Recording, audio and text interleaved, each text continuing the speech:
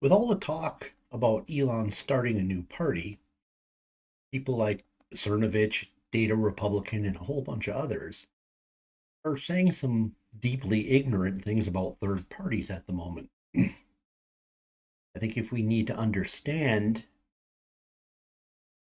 how third parties work, we need to look at the actual results of what happened with third parties in our history. Now, Data Republican claimed that the Whig Party split the right. First, at the moment of the formation of the Whig Party, we had only one major party, the Democrats. The Whigs organized in opposition to Jacksonian policies and were all Democrats. The Whigs formed mostly out of what is known as the National Republicans. The National Republicans could best be described as a caucus within the Democratic Party, although the term caucus here infers a lot more organization than they really had. The only other political party at the time that was notable was the Anti Mason Party, which was not a national party. It was primarily centered in upstate New York. The idea of stamping left and right factions on US politics at this point in history is kind of ludicrous. Are we suggesting that Jacksonian politics, such as opposing a national bank, forcing the government to follow through on promises it made and reneged on, and I mean they did, Jackson didn't renege, and purging bureaucrats align somehow with the modern left? These actions the modern right would want to thwart? You know what the hell she is trying to say by talking about the Whigs splitting the right. There was no right, at least not in the way we understand it. Our ideas on left and right don't hold for the next go around of third party politics either. The next major appearance of third parties impacting the electorate occurs in the lead up to the Civil War. The consensus on compromise had crumbled. The GOP, going from third party to dominant party, isn't really the success story our historians like to tell us. Essentially, the entirety of the political infrastructure broke into dozens of pieces. The GOP was a breakaway faction of the Whigs who banded together with multiple third parties to create a coalition. They ended up being the biggest plurality standing. Their policies triggered a civil war. They only won in the decades following because the Union Army controlled the ballot box in the southern population centers. This can be seen very clearly as Republican dominance in the South evaporated with the withdrawal of troops. The only third party lesson here is if you want to kill 10% of the country and occupy it for a few decades, then you too can have political dominance. Where does the left or the right even come in on this? The GOP of that era were radicals, progressives, the enforcement of change at any cost. It does not fit our concept of left and right at all, at least the modern form of it. The GOP ended up altering the electorate in a way the Whigs didn't. Jefferson's Democrats and the Federalists were an expression of the argument over how extensive government should be. Jackson's Democrats were a pushback on elite consolidation on power. Whigs were the party of elite coalitions that felt disgust at Jackson's vision. The GOP, however, was a big tent coalition party. In the end, big tent coalitions can only be challenged by another big tent. As long as big tents are the way, it limits the size and scope of third parties. Thus, that's why we don't see them like we did before the Civil War. The agenda of the third parties will tend to get absorbed by the big parties just before the third parties reach some form of critical mass. Now, people like Cernovich were lamenting the third party run of the Bull Moose Party, or alternately the Progressive Party, calling it a disaster for the ages. Wilson is by far the worst president we ever had. I don't disagree with that at all. But the question which should be is, would electing Taft have been an improvement? Sadly, this makes one of the worst alternate history crux points ever. Electing Taft would have changed little to nothing in terms of outcome. Taft's major difference with the progressives was tariffs. He wanted to keep them high to protect the American system. Progressives wanted low tariffs. But what about the big issues? Well, Taft agreed with Wilson and Teddy Roosevelt about the income tax. Taft also favored the creation of a central bank, just like Wilson and Roosevelt did. Now, Taft wanted the central bank to have more private control than the Federal Reserve version, and not sure if that would be better or worse. But most importantly, he was fully behind Wilson's declaration of war in World War I. Even worse, Taft had his own version of the League of Nations. If Taft had won and Wilson's version had not been floated, Taft would have most likely pushed his own idea. Taft ended up living till 1930. He would have most likely enacted everything Wilson did and would have lived longer to pursue the things he didn't. Most likely, all the key elements of Wilsonianism would have still occurred, with slightly different flavors, but they would still be intact. So it's not the third party disaster that uh, some of the commentators on X have been claiming. Now, there was a blip in 1948 known as the Dixiecrat or States' Rights Party. Now, the whole Dixiecrat movement did kind of come prior to this, but they didn't actually try to do anything in a major electoral way until the 48 election. Uh, they ended up peeling off 39 electoral votes. Currently, third parties would consider that a massive breakthrough. However, the Dixiecrats immediately imploded after the election. And it's believed that this probably caused a shift in the South from the Democrats to the Republicans. Their failure identified a key voting bloc that the Republicans would eventually work to pull over to their side. They did this without costing their party the election. The Dixiecrats came from the Democratic Party. However, the Democrats still won the election. So even siphoning off 39 electoral votes didn't change the outcome.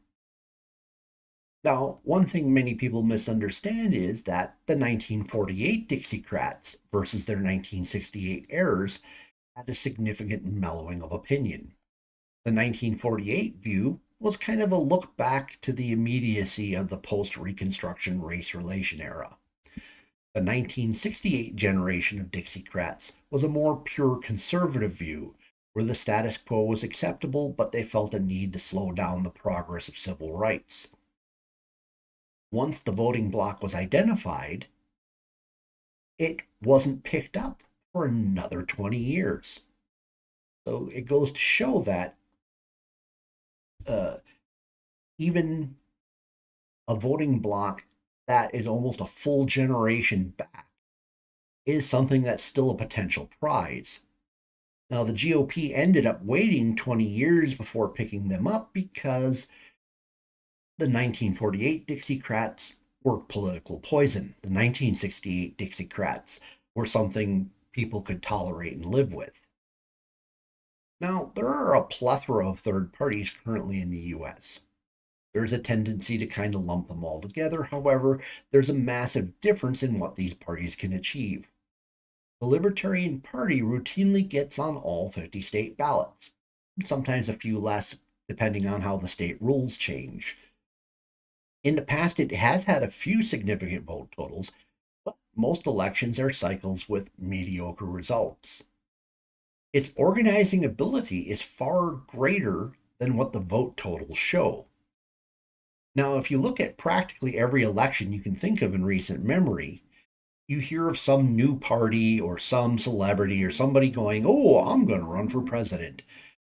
And then they discover very quickly that to have organizations in all 50 states having decades of experience working on ballot access makes ballot access look a lot easier than it is.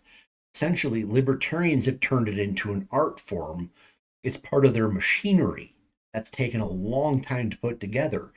And essentially, these upstarts that suddenly show up and say, hey, we're going to run against everyone, discover that they struggle to get on a dozen ballots if they can. So, this is something Elon's America Party will have to contend with. Either they're going to have to try to replicate uh, all these state level parties and figure out how access is achieved when everybody else hasn't been able to do this, or they're going to have to figure out a way to co opt the Libertarian Party apparatus. Now, John Anderson ran as an independent in 1980, and he was boosted by the media in a very major way. Now, his polling really wasn't all that good. However, the media decided that, hey, we're really going to boost this guy. They boosted him so much that he ended up debating Reagan. Now, clearly, it was just a small number of people with money who spoiled the vote for Reagan. Anderson's campaign had very little short term or long term impact. He didn't change the outcome of the election. He didn't change uh, he didn't change the political chatter. Nothing changed because of him. No identifiable voting bloc or movement came from his effort. Henderson was essentially the neoliberal order personified. So, once again, showing that someone can basically challenge the effort and have no impact whatsoever. Now, Ross Perot is far more interesting. Perot, due to his wealth, is definitely a player in the establishment. However, for the most part, the effort was a go it alone effort. We don't see evidence of the rest of the establishment joining in with him. His campaign was a populist campaign. The question remains, did he do it to win, or did he do it to take out Bush? Now, Cernovich touts this as another third party tragedy. If only Perot had not run, all would be swell since would have gotten Bush again. But realistically, what would 4 more years of Bush have got us? Would Bush have been more or less inclined to intervene militarily than Clinton? I think he would have intervened more. I suspect Bush would have just made things happen at a faster timetable than what we had in reality. His son, George, was literally Bush 2.0, not just another Bush, but a continuation of what the senior Bush would have done if he could have. Some people like to suggest that Clinton caused 9/11 attacks by being too weak and indecisive in the Middle East. The foreign policy establishment that Clinton inherited was mostly the same people who would have been advising Bush. Do we imagine that the foreign policy experts who got us to where we are at now would have provided better ideas to Bush? Do we think that Bush would pick and choose policies that were different? I say odds are very high that Bush would have literally done everything Clinton did in Ukraine and the Middle East, which would bring us to the exact spot we are now. Most likely, it would have occurred even sooner. Now, Bush wasn't good on the budget. He had a huge opportunity to alter uh, the look at the deficit and the debt because he had a 90% approval rating and he did nothing with it. Based on what he did, one could assume that he probably would have done worse on the budget than Clinton. His Supreme Court's picks were hit and miss. One he had two during his administration. One was an abomination, and the other was acceptable. So it's a coin toss if his term would have shifted the Supreme Court right. Now, Clinton was certainly no great president, but he sure wasn't the worst either. Now, libertarians had a bit of a surge running with Gary Johnson in 2016. Now, for the run up through the summer, legacy media was pushing him hard as an alternative.